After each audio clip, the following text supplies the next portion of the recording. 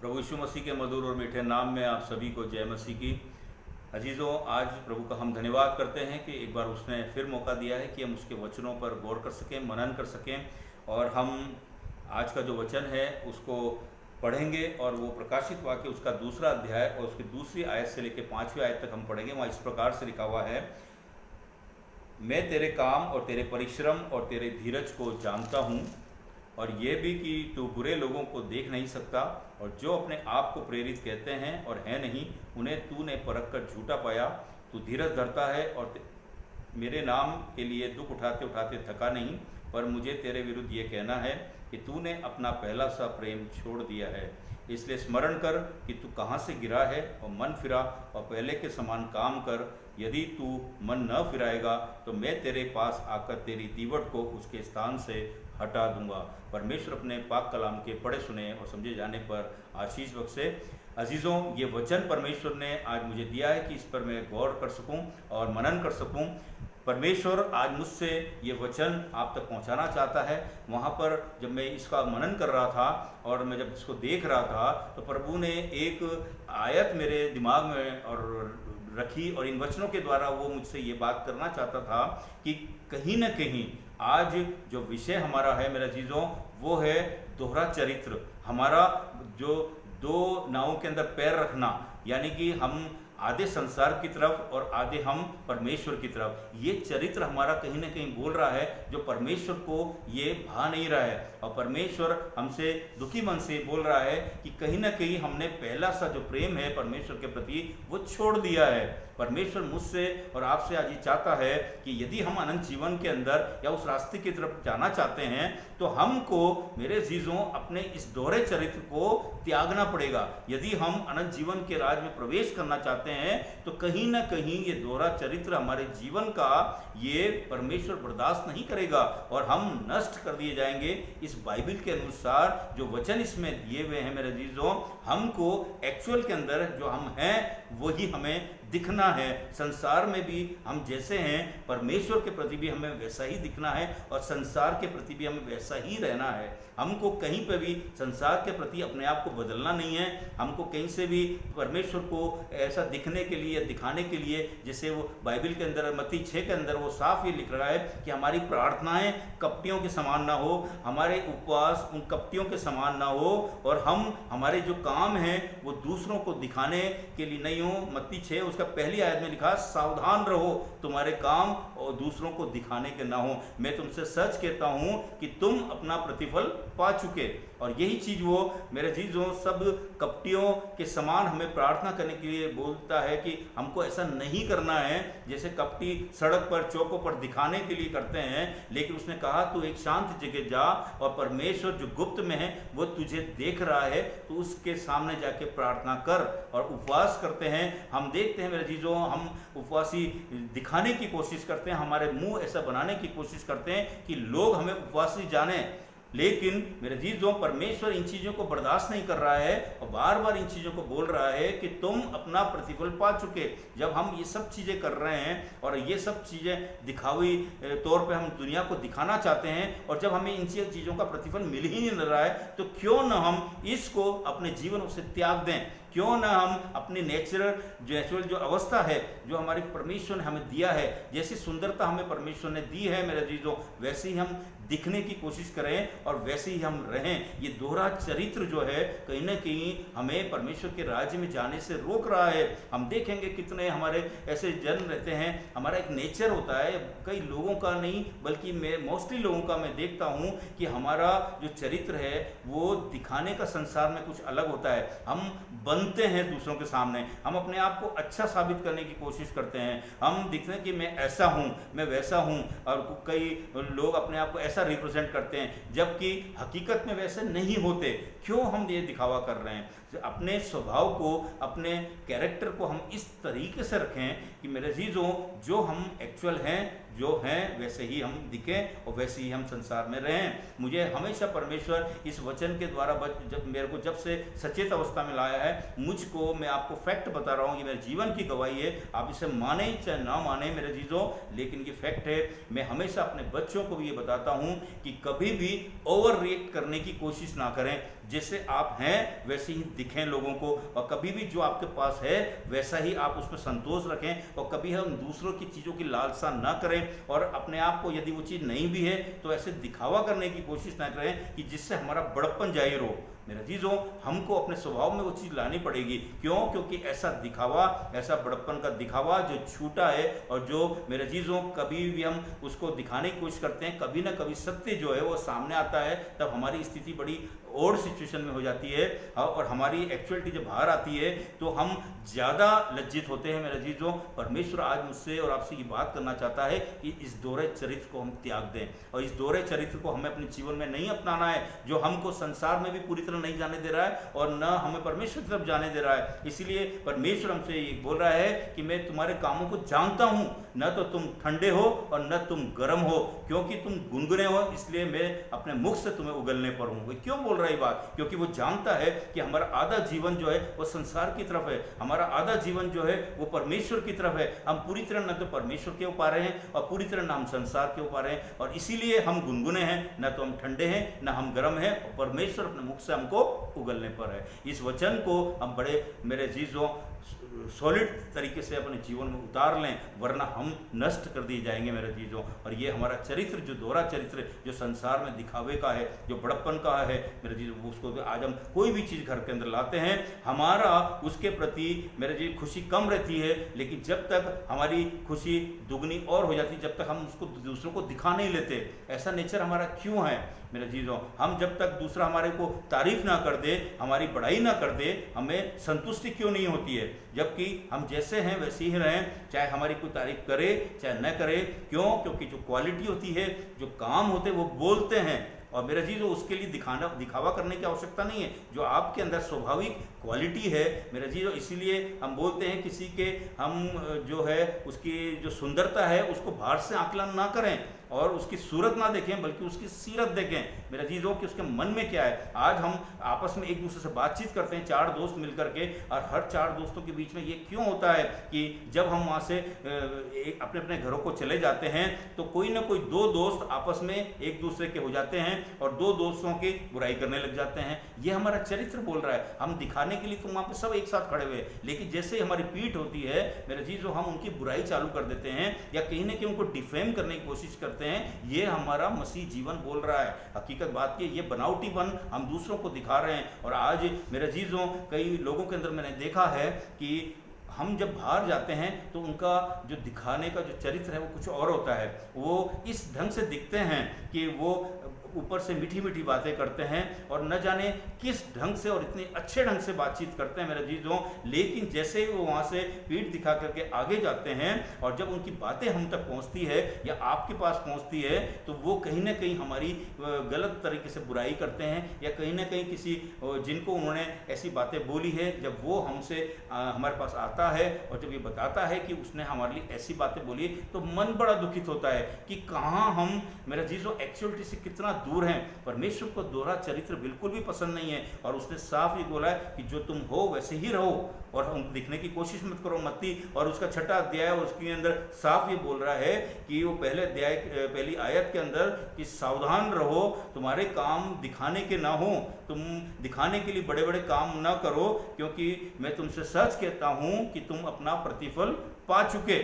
Bible साहब बोल रही है, जब हमें प्रतिफल मिल ही नहीं रहा है ऐसा करने का, तो हम उन चीज़ों को क्यों ना त्याग दें। हमारी प्रार्थनाएं जो है वो क्यों परमेश्वर ये बोल रहा है कि तुम कपटियों की नाई प्रार्थना मत करो, जो सड़कों में और चौक में दिखाने के लिए ऊंची ऊंची आवाज़ में प्रार्थनाएं करते हैं, लेकिन मेरे चीज़ों उनके मन कुछ और बोलते हैं। ऐसी प्रार्थना हमारे लिए वो साफ हमें हिदायत दे रहा है कि अपने कोठरी में जा और वहाँ पर कोठरी को बंद कर और परमेश्वर से प्रार्थना कर, और परमेश्वर जो गुप्त में है वो तुझे देख रहा है, सुन रहा है मेरा चीज़ों, उसके अनुसार तुझे वो आशीष देगा। और यही चीज़ वो बोल रहा है कि जब तुम उपवास रखो तो कपटियों की नाई दिखाने के लिए अपने मुंह को बनाओ मत कि मैं उपवास कर रहा हूँ।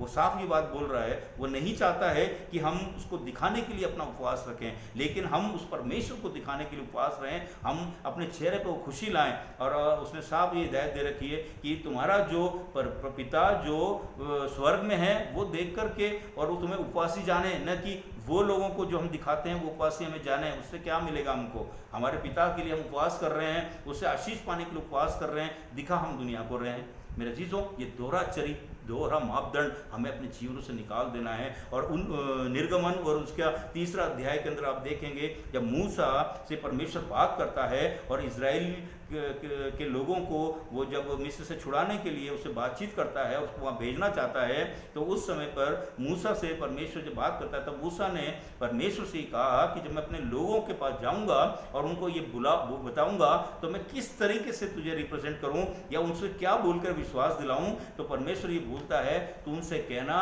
कि इब्राहिम का परमेश्वर, इसहाक का परमेश्वर, याकूब के परमेश्वर ने मुझे तुझे ये आज्ञा दी है और वो इस पर विश्वास करेंगे। तभी भी उसको ये विश्वास नहीं होता और बोलता है कि यदि वो पूछें कि उसका नाम क्या है तो मैं उनको क्या बताऊं।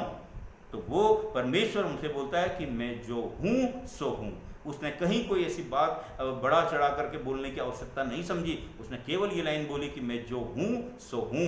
और उसने काम के द्वारा उसको बोला कि इब्राहिम का परमेश्वर, इसहाक का परमेश्वर, याकूब का परमेश्वर। उनके लोग जो उनके वंश थे वो सब जानते थे कि हमारे पितरों के साथ में इस परमेश्वर ने क्या क्या काम किए हैं। वो काम मेरे बोल रहे हैं, मुझे बताने की आवश्यकता नहीं है। वो जब तुम बोलोगे तो अपने आप समझ जाएंगे कि जो हमारे पितरों का परमेश्वर रहा है वो जो मैं हूँ सो हूँ। और आज परमेश्वर मुझसे और आपसे भी चाहता है मेरे जीजों कि हम जो हैं सो हैं, हमें वही दिखना है। और हमको दुनिया के आडंबरों में पड़ के दुनिया को दिखाने के लिए दिखना नहीं है। हमको मेरे जीजों, आज हमारी नई जनरेशन के अंदर मैं कई बच्चों को देखता हूँ कि जब हम जाते हैं या बड़े लोग जाते हैं, वो ग्रुपों में बात करते हैं, माता पिता यदि उनके पास चले जाते हैं, बड़ा अनईजी महसूस करते हैं वो। और वो उनको ऐसी एक अनईजी सा महसूस करके ऐसी फीलिंग होती है कि न जाने कि हमारी इंसल्ट हो रही है। और वो ऐसा सोचते हैं कि ऐसा बड़प्पन उनके सामने दिखा के रखते हैं कि जब माता पिता आते हैं तो वो माता पिता को बड़ा कमज़ोर समझते हैं और ये चाहते हैं अरे भाई आपको समझने की कोशिश करें, जो आपको खिला रहे हैं, जिन्होंने आपको चलना सिखाया है, जिन्होंने आपको हर चीज़ सिखाई है, क्या वो आप उनसे बड़े हो सकते हो? मेरा जी, जो थोड़ी सी नॉलेज गेन कर लेने से माता पिता के ऊपर जाके नहीं बैठता है आदमी।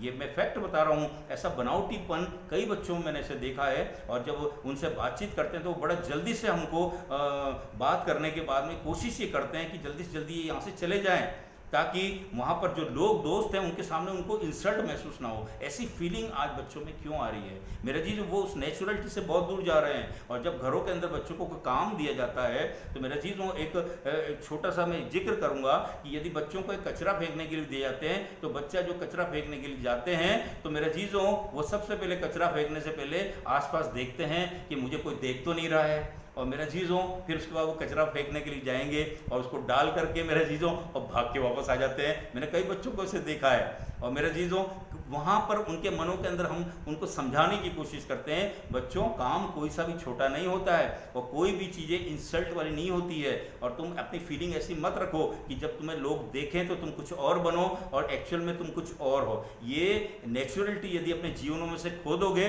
तो कभी भी तुम विकास की ओर नहीं बढ़ सकते। मैं जब छोटा था, मुझे बचपन से ये चीज़ मेरे पापा के द्वारा मुझे एक तरह से विरासत में मिली है मेरे चीज़ों कि जो जैसा सिंपल आप हो वैसा दिखो। और मैं आपको एक गवाही के रूप में दूंगा, आज भी मुझे आप देखते हैं, चाहे मुझे परमेश्वर ने किसी भी पद पे बिठा दिया हो ले आकर के, मेरे चीज़ों चाहे मुझे कोई भी महान सम्मान दिया हो, लेकिन परमेश्वर का नित्य आत्मा मुझे एक ही बात बोलता है मेरे चीज़ों कि तू जैसा है वैसा ही रह। और आपने देखा होगा कि जहाँ मैं बैठता था आज भी वहीं पे बैठता हूँ और कहीं पर भी मैं ये कोशिश नहीं करता कि मेरी आंखें घमंड से चढ़ जाएं और मुझे उस पद के कारण घमंड मेरे मन में आ जाए और वो आशीष जो परमेश्वर से मैं पा रहा हूँ उससे मैं मरहूम हो जाऊँ। मेरे अजीजों, यह हकीकत बात मैं आपको बता रहा हूँ, ये मेरे जीवन की गवाही है। कई बार मेरे पत्नी भी ये बोलती है कि आपको ये सिलाओ, वो सिलाओ और ऐसा बनो, अगर आप अच्छा दिखने के लिए ऐसा करो। मैंने नहीं, जैसा मैं हूँ वैसा हूँ, जैसा मैं कपड़े पहनता हूँ, जैसे मेरी लिमिट है, बिल्कुल मैं वैसे ही दिखने की कोशिश करूँगा। यदि मैं थोड़ा भी बनावटीपन अपने मनों में सिलाऊंगा तो मैं जिस गोल और जिस फोकस की तरफ जाना चाहता हूँ शायद मैं उनसे भटक जाऊँ। और मैं आपको हकीकत बात बता रहा हूँ जीवन की, कि कभी भी मैं नए कपड़े भी घर में लाता हूँ, मेरी बिल्कुल भी इच्छा नहीं होती है कि टेलर से लाए उसको पहना और चल दिए। पता नहीं क्यों मेरे अंदर एक ऐसा नेचर है कि पहले मैं कोशिश करता हूँ कि इसको एक बार धो दें, और जब वो धोने के बाद में प्रेस करने का मुझे ऐसी फीलिंग होती है कि अब ये पुराने हो गए, और उसके बाद मैं उसको पहनता हूँ तो बट थोड़ा सा मेरे को ऐसी फीलिंग आती है कि हाँ अब मैं सहज हूँ या कंफर्टेबल हूँ। न जाने क्यों मैं परमेश्वर को इस बात के लिए धन्यवाद देता हूँ कि परमेश्वर ने मेरी आंखों को घमंड से चढ़ने नहीं दिया। और मैं आगे भी ये परमेश्वर से प्रार्थना करता हूँ कि चाहे कुछ भी मैं किसी भी जगह पे जाऊँ, चाहे ऊपर जाऊँ चाहे नीचे जाऊँ, और परमेश्वर के प्रति जो मेरा प्रेम है मेरा जी, उसमें कहीं कोई अंतर ना आए। और किसी भी तरीके से आप देखेंगे शाऊल बादशाह के जीवन से आपने देखा, बाइबल के अंदर शाऊल बादशाह को परमेश्वर ने कितना अभिषेक किया था, उसको राजा बनाया, उसको क्या क्या आशीष नहीं दी, लेकिन उसके बाद जब उसने अमालेकियों से युद्ध करने के लिए उसको भेजा और उसको यह आज्ञा दी कि उनका सत्यानाश कर देना, उस अगाग राजा को नाश कर देना, वहां से एक भी चीज में तू ऐसी सुरक्षित मत रखना, लेकिन उसके बावजूद उसने उसके नियमों को तोड़ा और उसकी प्रजा के लोग भेड़ बकरियां और उसके गाय बैल जो अच्छे अच्छे थे वो लेकर के आगे, उस अगाग को भी लेकर के आगे जीवित। मेरे चीजों, परमेश्वर कितना दुखित हुआ, कितना नाराज हुआ। और जब शमूएल जो था जब उसके पास जाता है और वो शमूएल से भी झूठ बोलता है और वो सब कुछ जानता था कि मैंने क्या किया, उसके बाद भी उसके जो जीवन था उसमें मक्कारी भरी हुई थी। मेरे अजीजों, उसने जाके बोला कि मैंने तो, उसने बोला ये भेड़ बकरियों का मिमियाना कैसा, ये गाय बैल का रंभाना कैसा, ये आवाज कैसे आ रही है। उसने बोला कि मेरी प्रजा के लोग वहां से अच्छी अच्छी भेड़ बकरियां ले आए हैं और तेरे परमेश्वर को बलि चढ़ाने के लिए उन्होंने रख रखी है। देखिए आप, उन्होंने बचने के लिए परमेश्वर का झूठा वो लगा दिया कि हम बलि करने के लिए उसको लाएं। मतलब वहां भी उसने मक्कारी करी, झूठ बोलने की कोशिश करी, वो जानता था मैंने गलत किया है। मेरा जीजो, शमूएल जो था वो भी दुखित हुआ और परमेश्वर इतना दुखित हुआ, उसने बोला, है शाऊल, तुझे मैं राजा बनाने से पछताता हूं। मेरे जीजों, शाऊल का क्या हर्ष हुआ, परमेश्वर ने उसकी ओर से आंखें फेर ली और उसको नष्ट कर दिया। उसने खुद सुसाइड किया अपनी तलवार को उल्टा लेट करके। ये उसका जीवन हुआ। परमेश्वर के यदि हम आज्ञाओं को नहीं मानते हैं या परमेश्वर जैसा हमसे चाहता है उसे चलना नहीं चाहते हैं, और मेरा जीजो परमेश्वर हमको चेताता है। आप देखेंगे मैंने जब बाइबल पढ़ी तो ऐसे मैंने कई वाक्य देखे हैं जिसके अंदर वो जो आज्ञा थी उसको मानने से वो डर रहे थे और उससे वो भागना चाहते थे, लेकिन परमेश्वर ने उन्हें नष्ट नहीं किया, उनको सामर्थ प्रदान की और उनको बताया, चिताया कि तुम इस रास्ते पर जाओ और तुम ऐसा करो, मैं तुम्हें सामर्थ दूंगा। मूसा का आप देख लो, उसने कितने बार, 4 बार इनकार किया कि मैं होठों से बद्धा हूं और मैं वहां नहीं जा सकता, लेकिन उसने कहा कि लेवियों के वंश के हारून को मैंने तुझे दिया हुआ है, तू मैं जो अपनी बात है उसके थ्रू तुझसे बुलाऊंगा और तू, वो तो तेरा मुख होगा और तू उसके लिए परमेश्वर होगा। आप देखिए कितनी सुंदर बात उसने बोली। और हारून को वो सब बात मूसा को जो बताता था वो हारून के थ्रू वो क्रियान्वित होती थी। और यहाँ पर हम देखेंगे मेरे जी, जो शाऊल ने जो मक्कारी करी उसके रिजल्ट उसको मौत मिली। लेकिन यहाँ पर मूसा ने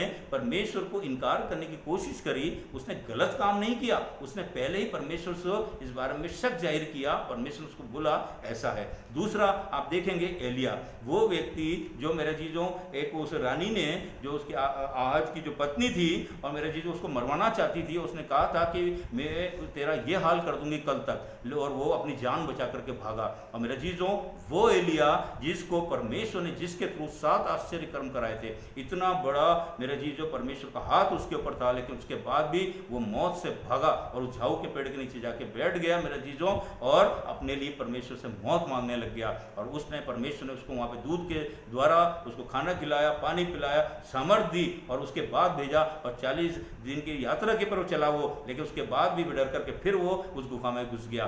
तब परमेश्वर ने उसको मेरा जीजों पकड़ कर कहा कि हे एलिया, तेरा यहाँ क्या काम। मेरे जीजों, परमेश्वर उस हमको जब चुनता है, हमको मेरे जीजों चाहता है कि हम उसके रास्ते पे चलें। यदि हम डर जाते हैं, नीनवे के योना के अंदर आपने देखा वो घबरा जाता है, वो जाना नहीं चाहता है, लेकिन परमेश्वर ने मगरमच्छ के पेट में डाल करके उसको, और फिर उसके बाद सारी घटनाक्रम आप जानते हैं, वहाँ पर उसको नष्ट नहीं किया, वहाँ चिताया और उसको वापस से परमेश्वर ने सामर्थ दी और उसने वो काम किया। यहाँ मैं आपसे एक ही बात कहना चाहता हूँ कि शाऊल बादशाह ने यहाँ पर दोहरा चरित्र अपनाया मेरे जीजों, परमेश्वर की आज्ञाओं का उल्लंघन करके अनजान बना मेरे जीजों, और झूठ बोला और उसके बाद वो नष्ट हो गया। परमेश्वर आज हमारे इस दोहरे चरित्र से ये बताना चाहता है कि यदि तुम अपने चरित्र को नहीं सुधारोगे, और ये दोहरा बनावटीपन, हमारी स्थिति बड़ी ऐसी हो रही है मेरे जीजों कि हम आधे तो परमेश्वर की तरफ हो रहे हैं और आधे संसार की तरफ हो रहे हैं मेरे जीजों। हमारी जाल में फंसी हुई चिड़िया के समान हमारी स्थिति हो रही है कि वो ऊपर उड़ना तो चाहती है, लेकिन जाल जो उसको वो नीचे खींचता जाता है मेरे जीजों। संसार जो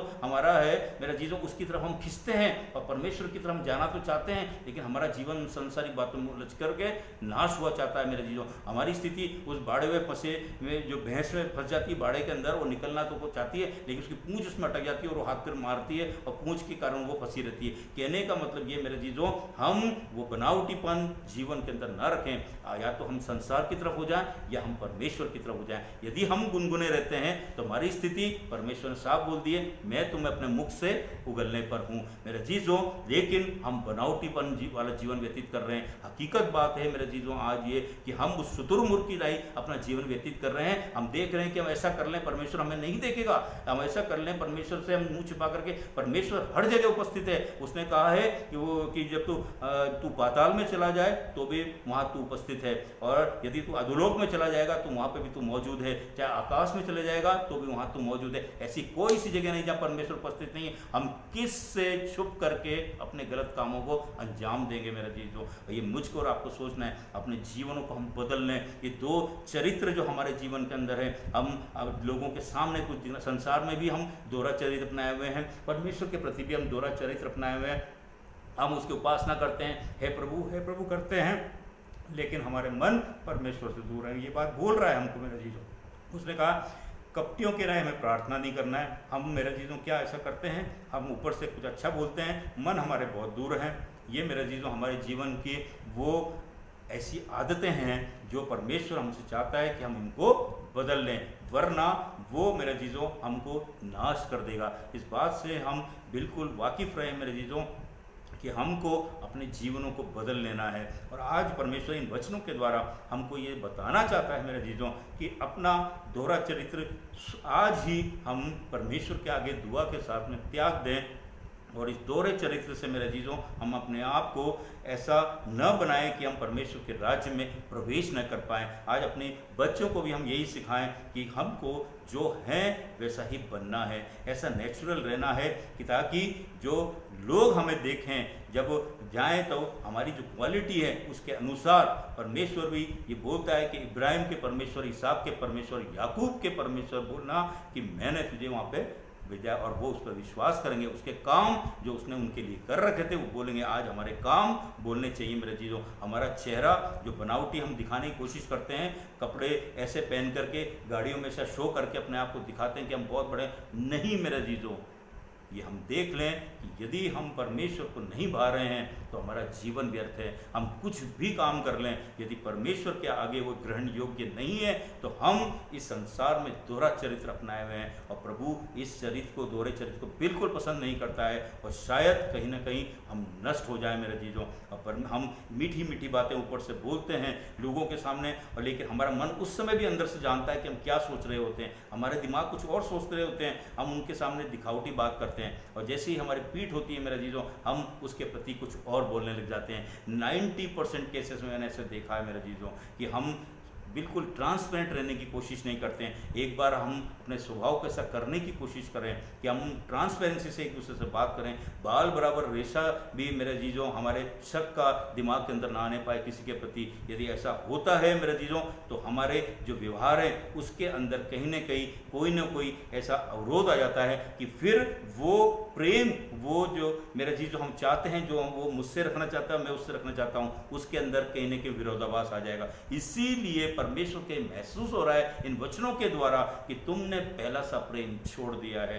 कहीं ना कहीं हम आज परमेश्वर के प्रति मेरे जीजों पूरी तरह समर्पित नहीं है, जबकि वो बाइबल में साफ बोल रहा है कि तो अपने शरीर को जीवता और उसको भावता हुआ बलिदान कर दो। जीवित बलिदान कर दो मेरे जीजो, पूरी तरह संपूर्ण रूप से उसको बलिदान कर दो। परमेश्वर मुझसे और आपसे ये चाह रहा है, आज इन वचनों के द्वारा परमेश्वर हमसे ये बात करना चाहता है कि हमने ये दोहरे चरित्र हमने जो अपनाए हुए हैं, और ये दोहरे चरित्र जो हमको परमेश्वर के अनंत जीवन में नहीं ले जा सकते, इन रेफरेंस के द्वारा, जैसा हमने शाऊल का रेफरेंस देखा मेरे जीजो कि कैसे उसने दोहरा चरित्र अपनाया, ऐसे कितने लोग परमेश्वर के बाइबल में रेफरेंस हैं जो परमेश्वर के साथ चले, लेकिन मेरे जीजों उन्होंने दोहरा मापदंड अपना लिया और संसार की तरफ वो मुड़ गए मेरे जीजों, और फिर उसके बाद में उनका जीवन जो है हम नहीं जानते क्या हुआ, लेकिन परमेश्वर के राज में शायद उनको जगह नहीं मिलेगी, क्योंकि परमेश्वर इन वचनों में हमें ये बोलना चाहता है कि जो अपने आप को मेरे जीजों बिल्कुल दीन और नम्र करके, हलीम करके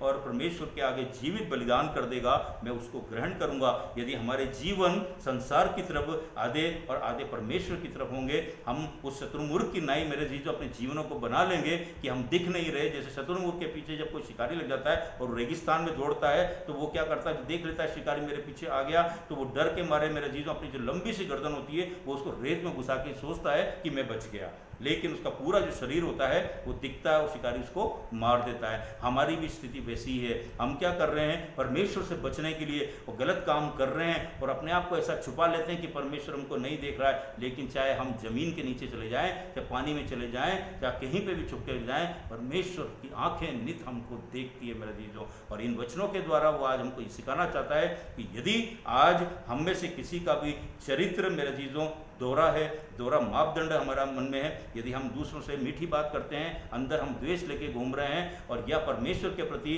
हम परमेश्वर से बहुत है प्रभु करते हैं, लेकिन यदि हमारे मन प्रभु से दूर है मेरे जीजों, आज वो घड़ी है कि हम परमेश्वर को अपना बलिदान, जीवित शरीर बलिदान कर दें मेरे जीजों, और उसके आगे अपने हृदयों को तोड़ करके आ जाएं और अपना ये दोहरा चरित्र हमेशा हमेशा के लिए त्याग दें, और जैसे हम हैं वैसे ही रहने की कोशिश करें। आइए हम प्रार्थना करें।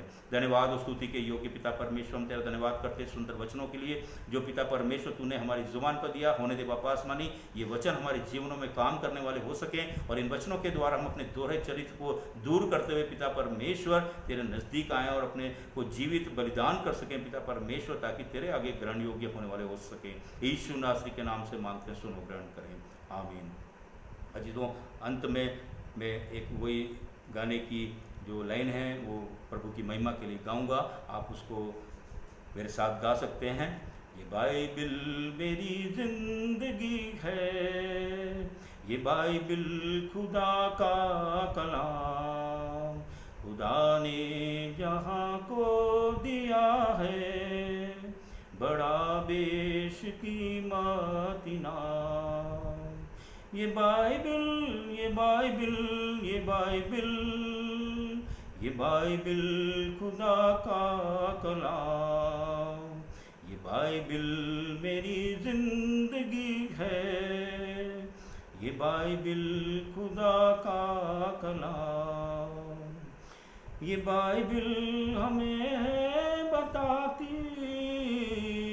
गुनाहों से तुम दूर रहना, है बागे अदन एक दुनिया, गुनाहों के फल तुम न चखना।